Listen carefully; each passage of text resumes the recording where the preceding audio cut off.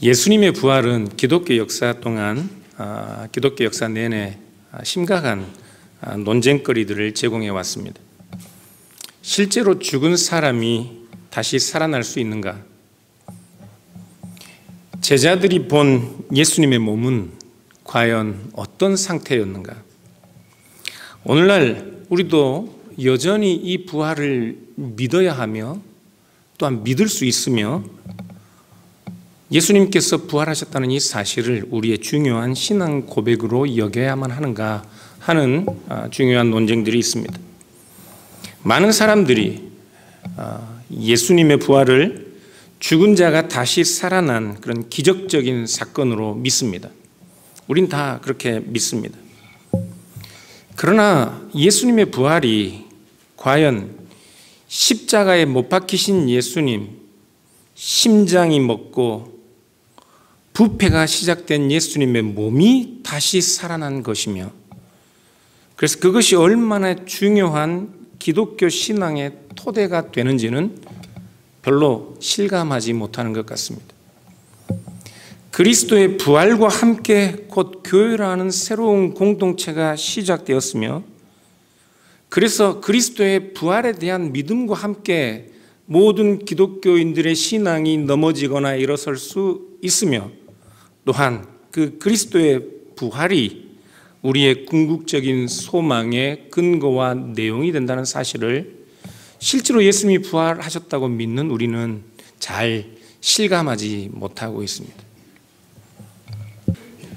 바울은 고린도전서 15장 14절에서 그리스도께서 만일 다시 살아나지 못하셨으면 우리가 전파하는 것도 헛것이요 또 너희 믿음도 헛것이라고 말씀합니다.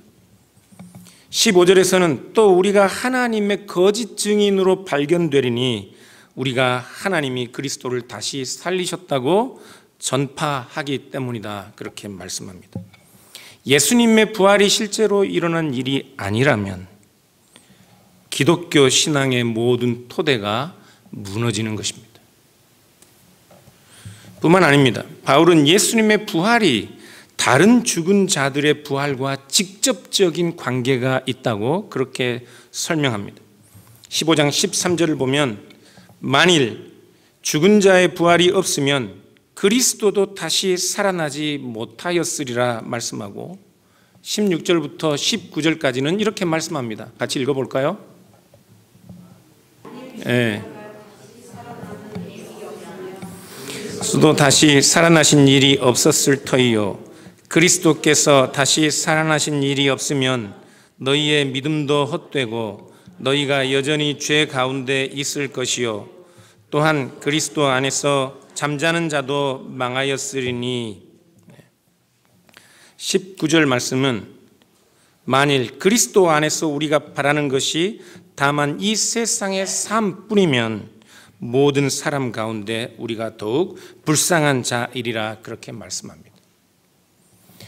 그리스도의 부활이 없으면 모든 죽은 자들의 부활도 없는 것이며 모든 죽은 자들의 부활이 없으면 그리스도의 부활도 없을 것이라고, 예수 그리스도의 부활과 죽은 자들의 부활이 직접적인 관련이 있다고 설명하는 바울은 19절에 그렇기 때문에 예수 그리스도의 부활이 모든 그리스도인들의 참된 부활의 근거요 내용이 된다고 그렇게 말씀합니다. 그리고 20절에 바울은 그리스도께서 죽은 자들 가운데서 다시 살아나사 잠자는 자들의 첫 열매가 되셨다, 그렇게 선언하며 예수 그리스도의 부활로 말미암아 모든 죽은 자들도 다시 부활하게 되며 그것이 우리에게 참되고 진실된 소망이 될 수 있다고 그렇게 말씀합니다. 오늘 저는 이 본문의 말씀을, 우리가 낭독한 본문을 가지고 도대체 제자들이 경험한 예수님의 부활, 그것이 어떤 종류의 사건인지에 관하여 여러분들과 말씀을 나누려고 합니다. 그리고 나서 다음 설교에서는 도대체 이 부활이 어떻게 오늘날 우리에게도 여전히 그 소망의 본질과 연결되고 있는지, 우리가 왜 여전히 오늘날 과학 문명이 발달한 이 시대에도 예수님이 죽은 자 가운데서 부활하셨다는 그 사실이 우리에게 참된 믿음의 내용이요 가장 중요한 신앙 고백이 되어야 하는지를 다음 설교에서 나누려고 합니다.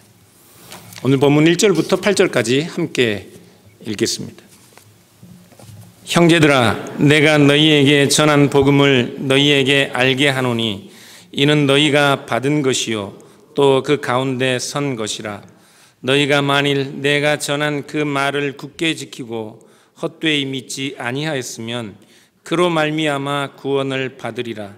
내가 받은 것을 먼저 너희에게 전하였노니 이는 성경대로 그리스도께서 우리 죄를 위하여 죽으시고 장사 지낸 바 되셨다가 성경대로 사흘 만에 다시 게바에게 보이시고 후에 12 제자에게와 그 후에 500여 형제에게 일시에 보이셨나니 그 중에 지금까지 대다수는 살아있고 어떤 사람은 잠들었으며 그 후에 야고보에게 보이셨으며 그 후에 모든 사도에게와 맨 나중에 만삭되지 못하여 난 자 같은 내게도 보이셨느니라.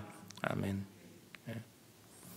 고린도전서 15장은 우리가 일반적으로 부활장이라고 부릅니다. 그런데 부활에 관한 여러 성경 본문들 중에 고린도전서 15장은 가장 중요한 가치가 있는 본문입니다. 왜냐하면 지금 바울이 설명하고 있는 예수님의 부활에 관한 이 내용들은 바울 자신의 설명이 아니라 바울이 이미 어떤 개인이나 어떤 공동체라도 함부로 변경할 수 없는 정형화된 어떤 그런 고정된 형태의 신조를 전해받았고 그가 전해받은 신조를 지금 고린도전서 15장 3절부터 인용하고 있기 때문에 그렇습니다. 오늘 우리가 사도신경으로 우리 신앙을 고백하죠. 네. 그런데 그 사도신경의 어느 한 조항들이 마음에 안 든다고 우리 교회가 함부로 그 조항을 삭제하고 사도신경으로 신앙 고백할 수 있습니까? 없죠. 마찬가지로 사도 바울도 그런 종류의 이미 정형화된 신조를 본인이 받아들였고 그것을 지금 인용하고 있기 때문에 이 고린도전서 15장에 인용된 부활에 관한 내용들은 모든 교회가 함께 공유하고 있는 오래전부터 공유하고 있는 내용이기 때문에 가장 중요한 부활장이라고 부활에 관한 본문이라고 그렇게 학자들은 주장합니다. 이 바울이 지금 이렇게 정형화된 신조를 인용하고 있다는 몇 가지 중요한 단서들이 있는데요. 그 단서들이 아주 많습니다. 그런데 제가 몇 가지 요약을 해보면 1절에 내가 전하다 그리고 너희가 받았다는 이런 수사법은 당시의 유대인 랍비들이 전승되고 있는 전승되던 권위 있는 교훈을 사람들에게 전할 때 사용하는 전문적인 표현입니다. 바울은 지금 자기 자신이 교회의 권위 있는 신조로 전해지고 있는 내용을 전달하고 있기 때문에 내가 전한다, 너희가 받았다라는 이 수사법을 사용하고 있는 것이죠. 두 번째로는 3절에 신조의 양식들처럼 보이는 그런 표현법들이 등장합니다. 성경대로 우리의 죄를 위하여 그리스도께서 죽으셨다, 장사되셨다, 그리고 다시 살아나셨다. 이러한 표현들은 연결하여 신조의 내용에 신조의 형식에 잘 어울리는 표현들입니다. 우리 사도신경에도 여전히 이런 형식들이 그대로 들어와서 십자가에 못 박혀 죽으시고 장사한 지 사흘 만에 다시 살아나셨다. 그렇게 그런 형식들, 신앙 고백 형식들이 들어와 있는 것과 마찬가지입니다. 뿐만 아니라 이러한 표현들은 바울 자신이 즐겨 하던 표현들이 아닙니다. 12 제자라는 표현은 바울이 결코 사용해 보지 않은 표현입니다. 바울은 사도들이라는 표현을 즐겨 사용했습니다. 사흘 만에라는 단어도 성경대로라는 단어도 바울이 이 본문 외에 다른 곳에서 사용해 본 적이 없습니다. 바울은 성경대로라는 표현보다는 기록되었으되라는 표현을 더 즐겨합니다. 그래서 이 본문에만 등장하는 표현입니다. 그래서 바울 자신의 말이 아닌 거예요. 또한 3절에 우리의 죄를 위하여에서 이 죄라는 단어가 복수형으로 되어 있는데 헬라어 본문을 보면요. 그런데 실제로 바울은 죄를 언급할 때는 항상 단수형으로만 사용합니다. 무슨 의미인지 아시겠죠? 네. 제가 설명하는 그 요지를 놓치고 들으시면 안 됩니다.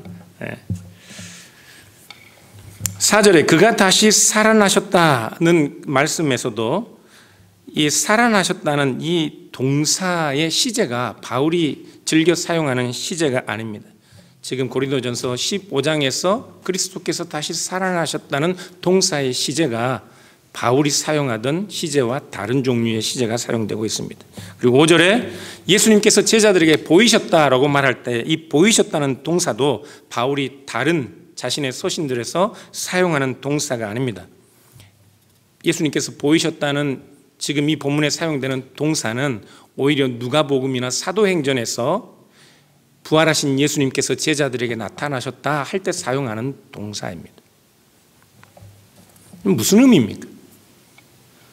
지금 바울은 자기 자신의 말로 예수님의 부활에 관하여 설명하고 있는 것이 아니라 교회에 전승되던 권위 있는 신조의 내용을 그대로 옮겨놓고 있다는 말입니다. 그렇다면 바울이 지금 교회의 권위 있는 신조를 그대로 인용하고 있다는 것이 무슨 특별한 의미가 있습니까? 왜 도대체 이 본문이 부활에 관하여 가장 중요한 본문으로 그렇게 여겨져야 하는 것일까요? 생각을 해보겠습니다. 바울이 지금 이 고린도전서를 기록하고 있는 때는 대체로 기원 후 54년, 55년경입니다. 예수님께서 약 30년경에 십자가에 못 박혀 죽으셨다면 지금 예수님에 관한 부활을 기록하고 있는 이 내용은 예수님이 십자가에 죽으신 지 대략 24년, 25년 정도 된 시점에서 기록하고 있는 것입니다. 24년, 25년이라는 이 기간이 예수님이 십자가에 죽으셨다가 다시 부활하셨다는 그 교회의 공통된 권위 있는 신조를 만들어내기에는 터무니없이 짧은 기간입니다. 그런 유례가 없습니다. 그런데 1절을 보면 너희에게 전한 복음은 너희가 이미 받은 것이요 너희가 그 안에 이미 서 있다고 말씀합니다. 그래서 지금 54년, 55년경에 이 글을 쓰고 있지만 실제로 고린도 교회는 그보다 훨씬 이전에 이 부활에 관한 신조를 받아들였고 그 신조에 대한 신앙 고백 안에 서 있었던 것입니다. 바울이 고린도 교회를 처음 방문했던 때는 약 기원 후 49년경 정도 됩니다. 그때 바울이 고린도 교회에 처음 이 부활에 관한 신조를 전달했다면 예수님이 십자가에 못 박혀 죽으신 지 19년에서 20년 정도 안에 교회는 모든 교회들은 이미 그리스도께서 우리의 죄를 위하여 죽으시고 장사되셨다가 다시 살아나셨다는 모든 교회들이 함께 신앙 고백하는 권위 있는 신조를 가지고 있었다는 말이 됩니다. 19년, 20년 만에요. 그런데 바울이 19년, 20년 만에 예수님이 십자가에 못 박히신 지 19년, 20년 만에 이 권위 있는 신조를 고린도 교회에 가르쳤다면 이미 바울은 그보다 훨씬 이전에 이 신조를 받아들였다는 말입니다. 예수님이 십자가에 죽으신 지 19년, 20년이 되기 훨씬 이전에 모든 교회들이 함께 권위 있게 신앙 고백하는 신조가 만들어져 있었습니다. 존재했다고요. 열렬한 유대교인이었던 바울은 기독교로 개종했습니다. 여러분들이 잘 알고 있는 것처럼 다메섹 도상에서 바울은 특별한 체험을 하고 본인이 핍박하던 기독교로 개종을 합니다. 그런데 그때가 언제쯤인 줄 아세요? 예수님이 십자가에 못 박혀 죽으시고 약 3년 정도가 지나서였습니다. 3년 정도가 지나서. 학자들은 이미 그때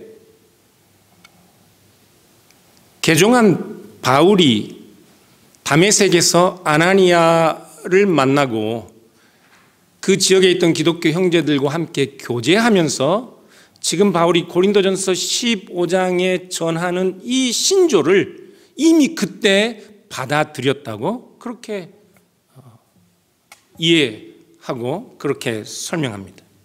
예수님께서 십자가에 못 박혀 죽으신 지 불과 3년 지나지 않아서 교회는 이 정형화된 신조를 가지고 있었습니다.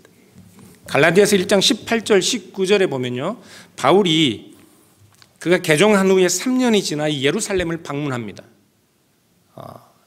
예수님의 제자들을 만나기 위해서인데, 근데 여기에 방문하다는 헬라어 단어가 히스토레사이입니다. 그러니까 이 단어에서 영어로 히스토리라는 단어가 나왔습니다. 그러니까 방문하다는 단어에서. 그런데 이 방문하다는 이 단어는 단순하게 비지팅한다는 의미뿐만 아니라 어떤 것에 대하여 질문하다, 어떤 것에 관하여 조사하다라는 의미를 가지고 있습니다. 그래서 이 단어에서 히스토리라는 영어 단어가 나온 것입니다. 사도 바울이 예루살렘에 가서 베드로와 야고보를 만났을 때 단순히 바울은 그들에게 인사하기 위해서 그들을 찾은 것이 아닙니다. 바울은 이미 그가 받은 계시와 교회 성도들이 공통으로 고백하는 그 신조에 관하여 조사하고 확인하기 위해 예루살렘을 방문했던 것입니다.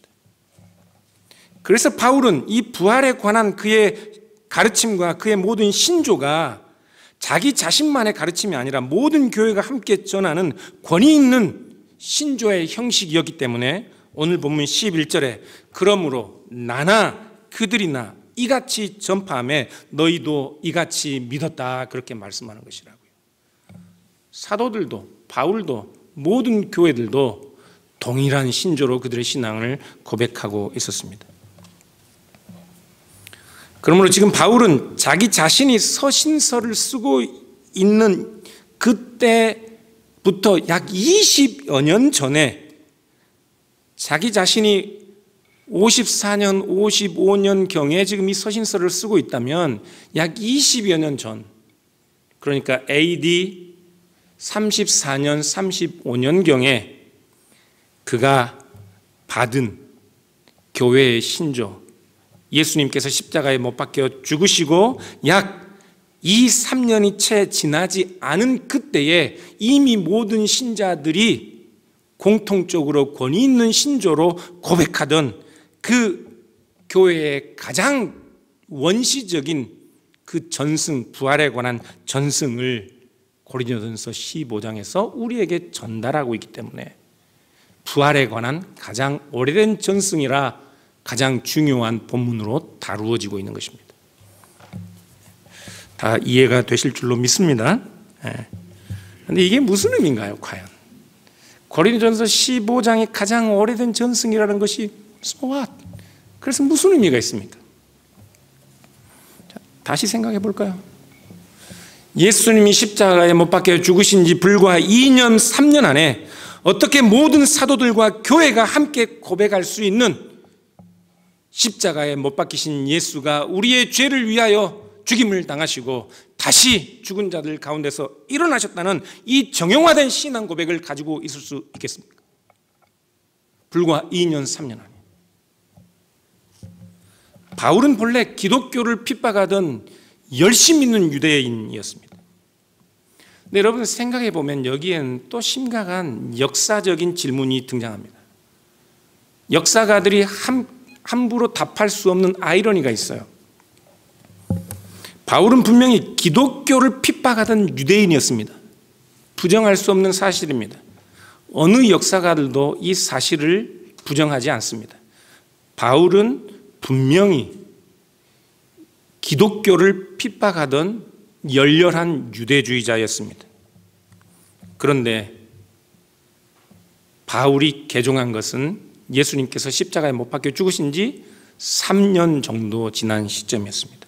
그렇다면 어떻게 불과 그 2년 3년 안에 십자가에 못 박혀 죽은 예수가 죽은 자 가운데서 다시 살아나 우리의 생명의 주가 되셨다고 그렇게 신앙 고백하는 유대인들이 나타나 그 새로운 공동체가 불과 2년 3년 안에 유대교를 위협할 정도로, 그래서 열렬한 유대주의자들이 그 기독교를 가만 놔두면 유대교가 큰 위협을 당할 것 같아서 기독교를 핍박해야 할 정도로 기독교가 나타날 수 있었겠습니까?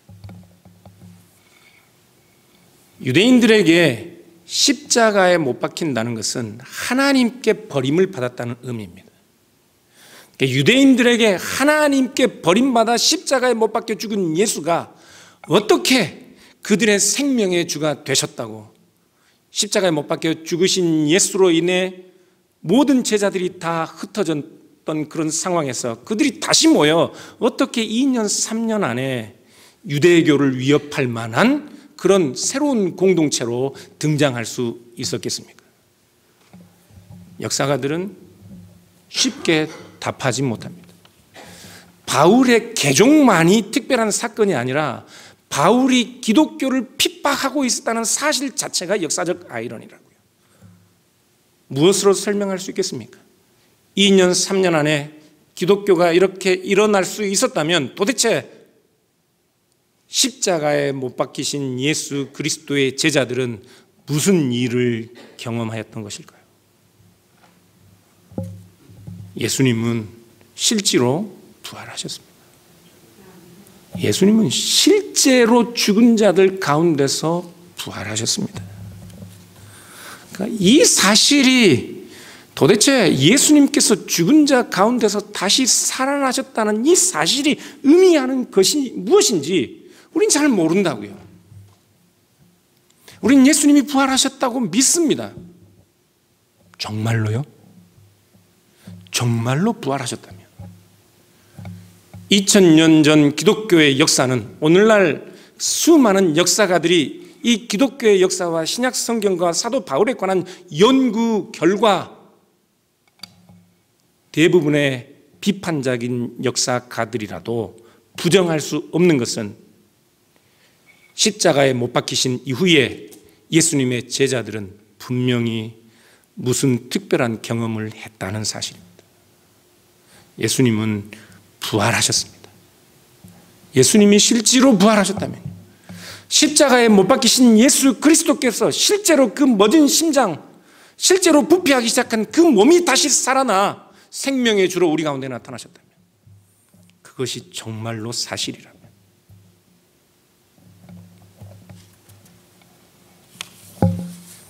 바울은 십자가에 죽으신 그 예수가 다시 살아나 베드로와 제자들과 500의 형제들에게 동시에 보여졌다고 그렇게 말씀합니다.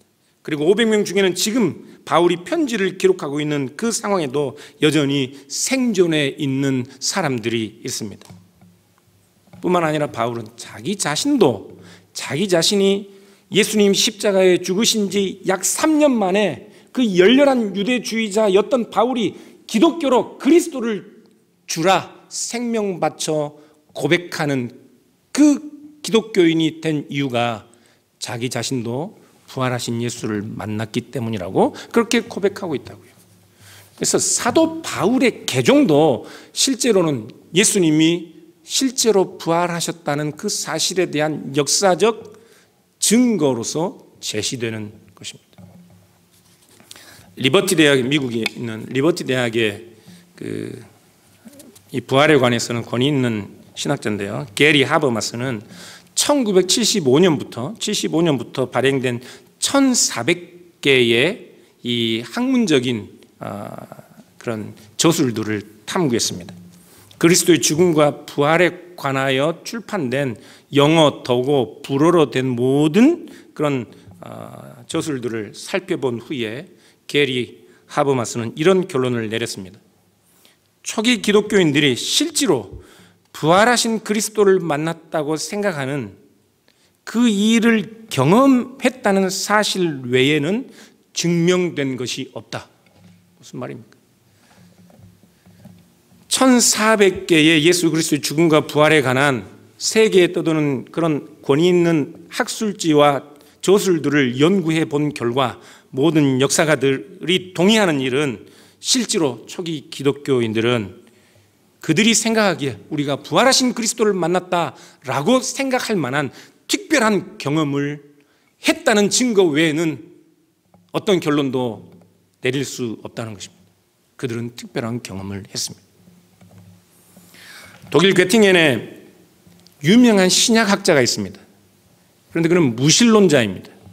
무신론자도 신약 성경을 연구합니다. 이 게리 리더만이라는 학자인데요, 보통 유명한 사람이 아닙니다. 그래서 예수님의 부활에 대하여 반대하는 사람들은 대부분 이 사람을 인용할 정도로 권위 있는 사람인데, 그는 이렇게 결론을 내립니다. 예수님의 사후 베드로와 제자들이 부활하신 예수의 나타남을 경험했다는 것은 역사적으로 확실한 것으로 보인다. 무신론자입니다. 그러니까 리더만은 그 제자들이 경험한 그 부활 사건은 실제로 예수님이 죽은 자 가운데서 일어나신 부활이 아니라, 리더만은 제자들이 헛개비를 보거나 집단적인 환각 현상을 체험한 것이라고 그렇게 설명합니다. 왜냐하면 무신론자이기 때문에.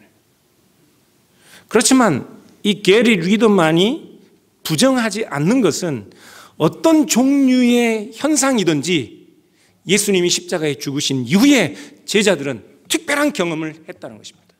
헛개비를 봤든지 집단적으로 어떤 환각에 사로잡혀서 어떤 것을 보았든지 제자들은 무언가를 보았습니다. 그렇다면 오늘 본문에서 언급하고 있는 베드로나 예수님의 제자들, 그리고 500명이 동시에 본, 그리고 사도 바울도 본 부활하신 예수님의 정체는 과연 무엇이었을까요? 헛개비였을까요?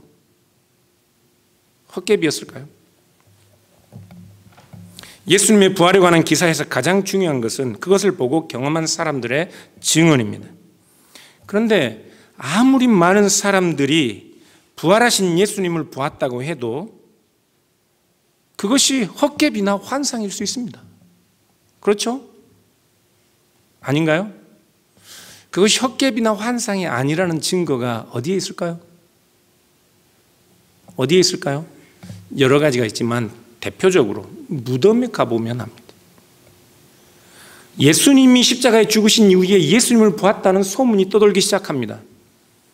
사람들은 쉽게 생각할 것입니다. 헛개비를 봤겠지, 환상을 봤겠지. 저 제자들이 예수님을 지키지 못해서 집단적인 죄의식에 사로잡혀서 어떤 망각 현상을 보고 있는 것이야 말할 수 있겠죠. 그리고 그들은 제자들이나 예수님을 믿는 사람들, 부활을 보았다는 사람들의 말이 잘못된 것인 것을 증명하기 위해 곧바로 무덤으로 달려갈 것입니다. 그 무덤이 비어있지 않다면 제자들은 헛개비를 본 것입니다. 그런데 무덤은 비어 있었습니다. 무덤은 비어 있었습니다. 성경은 증인들에 관한 이야기뿐만 아니라 이 무덤에 관해서도 우리에게 도전적인 이야기를 합니다. 도전적인 이야기를. 마태복음 27장 59절 60절, 마가복음 15장, 누가복음 23장, 요한복음 19장, 모든 복음서들이 예수님의 무덤의 주소를 언급하고 있습니다. 예수님의 무덤은 그 당시에 존경받던 유대 공의회원 아리마대 요셉이 한 번도 사용하지 않은 새 무덤이었습니다. 이것은 마치 오늘날 여러분들의 친구에게 여러분의 집 주소를 카톡에, 구글 맵에 주소를 찍어주는 것과 같은 것입니다. 누구든지 와서 보라. 무덤은 비어있다는 선언과 같은 것이라고요. 무덤은 비어 있었습니다. 무덤은 비어 있었습니다. 그래서 게리 하버마스는 그 1975년부터 발행된 그 모든 연구 자료의 75%가 무덤이 비어 있었다는 사실을 역사적 사실로 증거하고 있다고 그렇게 결론을 내립니다. 사람들은 이렇게 생각할 거예요. 그렇게 결론을 내린 그 75%는 대부분 예수님의 부활을 믿는 기독교인들일 거야. 그러나 그렇지 않습니다. 그 75% 안에는 게리 리더만 같은 불신자들도 여전히 포함되어 있고, 자신을 그리스도인이라고 고백하는 많은 이들도 무덤이 비어있다는 사실을 부정하는 25%에 속해 있었습니다.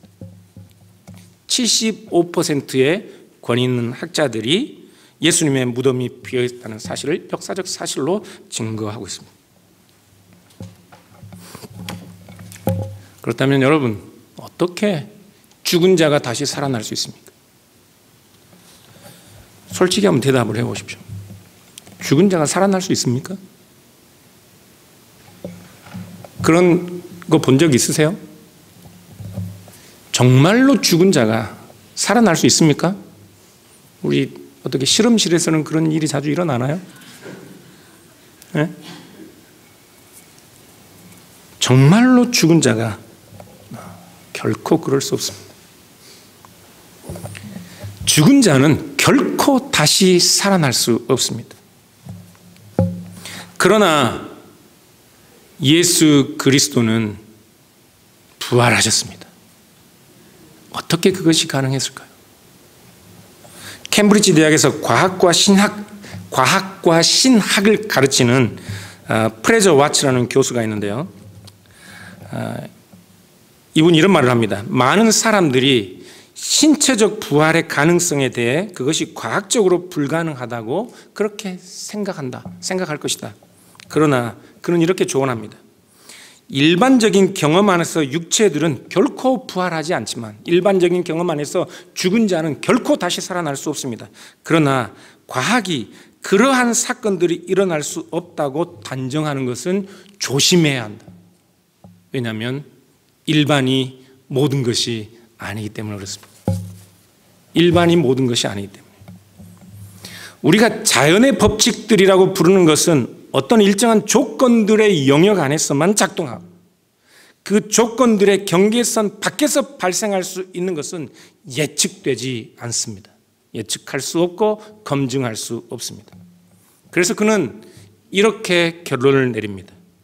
예수는 아마도 아주 비상한 인격이었기 때문에 부활을 불가능하게 만드는 정상적인 일반적인 경계 조건들을 부활이 가능하게 되는 방식으로 초월하였을 것이다. 예수님은 아주 비상한 인격, 우리와 동일한 인격이 아니라 그는 우리와 동일한 참 사람인 동시에 참되고 의로우신 하나님이었기 때문에 일반적인 경계 안에서는 부활할 수 없는, 죽은 자가 다시 살아날 수 없는 그 경계를 초월하여 살아나셨던 것입니다. 우리는 그리스도께서 우리의 죄를 사하시는 중보자의 조건을 어떻게 충족하고 있는지 잘 압니다. 두 가지 조건이 있습니다. 첫 번째, 참된 우리의 유일한 중보자는 첫 번째, 참 사람이어야 합니다. 우리의 죄를 대속하기 위해서는 우리와 동일한 사람이어야 합니다. 두 번째, 중보자이기 위해서는 그는 죄 없으신 의로운 분이어야 합니다. 그러나 아담 이후에 어느 누가 죄 없는 의로운 자가 있습니까? 그분이 죄 없는 의로운 분이기 위해서는 그분은 하나님이셔야 합니다. 중보자는 참 사람이며 동시에 참 하나님이십니다. 그렇기 때문에 참 사람이며 참 하나님이신 그분, 부활은 곧 그분의 비상한 인격, 참 사람이면서 동시에 참 하나님이라는 사실에 대한 증거이고, 그래서 예수님께서 부활하셨다는 말은 참 사람이시며 참 하나님이신 유일하고 참된 중보자의 죄 사함의 완성에 대한 증거와 다름이 아닌 것입니다. 그래서 바울은 17절에서 그리스도께서 다시 살아나신 일이 없으면 너희의 믿음도 헛되고 너희가 여전히 죄 가운데 있을 것이라고 말씀한다고요. 죄 사함이 없는 것입니다. 왜요? 그리스도께서 비상한 인격으로 죽은 자가 다시 살아날 수 없는 일반적인 경계를 초월할 수 없는 존재라면 그분의 중보 사역 자체가 불완전한 것입니다.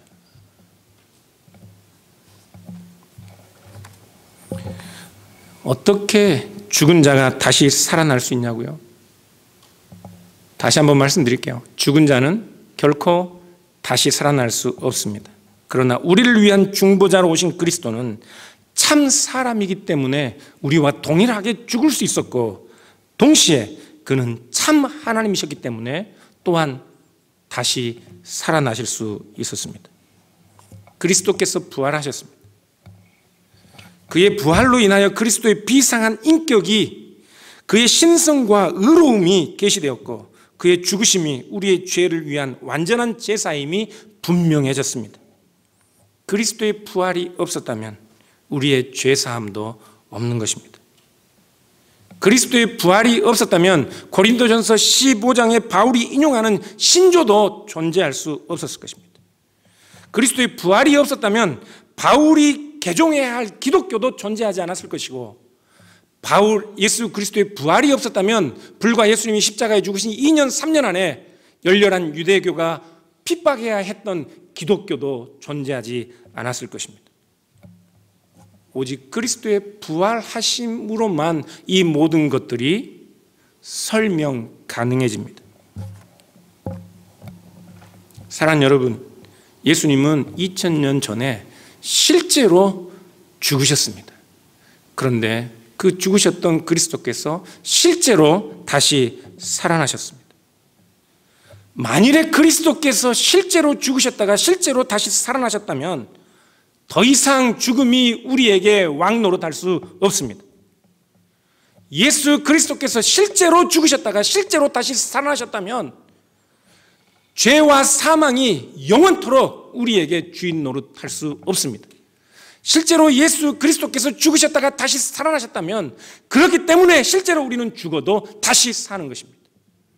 예수 그리스도께서 실제로 죽으셨다가 다시 사셨기 때문에 우리는 그것을 믿기 때문에 오늘 이 세상을 살면서도 불의와 타협하거나 죄와 결탁하고 사는 것이 아니라 가난과 고통과 억울함을 참으면서도 진리와 의의 길을 가는 것입니다. 예수 그리스도께서 실제로 부활하셨음을 믿는다면 말입니다.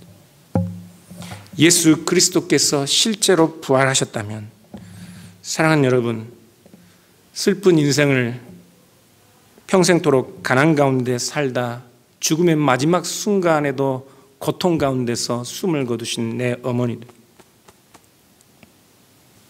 마지막 죽음의 문턱을 넘지 않으려고 고통스럽게 몸부림치다가 죽어간 슬픈 내 누이도, 만일에 예수 그리스도께서 죽으셨다가 정말로 다시 살아난 것이라면, 갑작스런 사고와 질병으로 숨 한 번 크게 쉴 여유 없이 떠나간 우리의 이웃들, 우리 교회의 형제들도, 처절하고 슬픈 그리움 속에 있는 우리의 모든 이웃들도 그리스도 안에서 다시 생명으로 일어날 기대와 소망이 있는 것입니다.